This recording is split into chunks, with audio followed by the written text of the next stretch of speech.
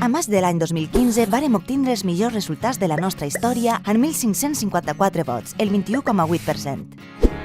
En juny de 2015, 4 persones de Compromís entrarem a formar part de l'Ajuntament de Godella i varen constituir de nou un govern d'esquerres.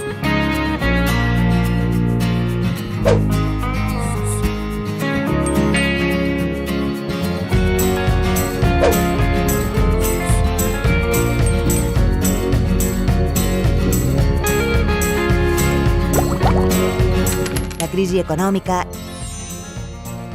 les sentències expropiatòries i les polítiques del Partit Popular a Madrid estan fent que els 2 anys siguin especialment durs. Tot i això, podem estar orgullosos de la tasca que estem fent. La política de personal es fa de manera consensuada amb les entitats sindicals presents a la taula de negociació. L'aposta d'ací a la fi del mandat és aprovar una relació de llocs de treball on estiguen presents totes les persones que treballen a l'Ajuntament.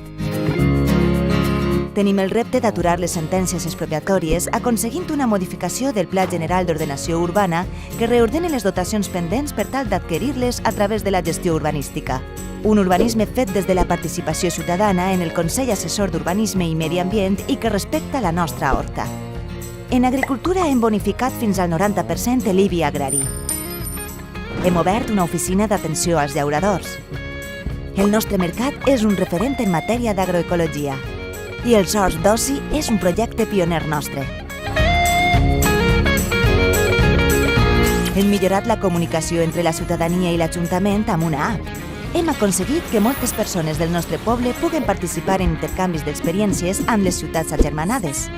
Hem ampliat l'oferta cultural del nostre poble introduint noves arts. Augmenten els col·lectius festers i els seus diners es gestiona conjuntament i de manera més transparent.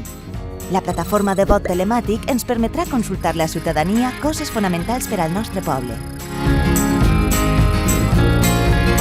Godella és un poble on la gestió de molts serveis es fa de manera directa. Per això hem tractat de fer un major seguiment a les empreses que ens presten serveis públics. Comptem amb administració electrònica i una web on consultar tota l'activitat municipal. I encara ens queden reptes abans les properes eleccions. Però el major repte per a 2019 és seguir comptant amb tu, perquè tu comptes per a nosaltres.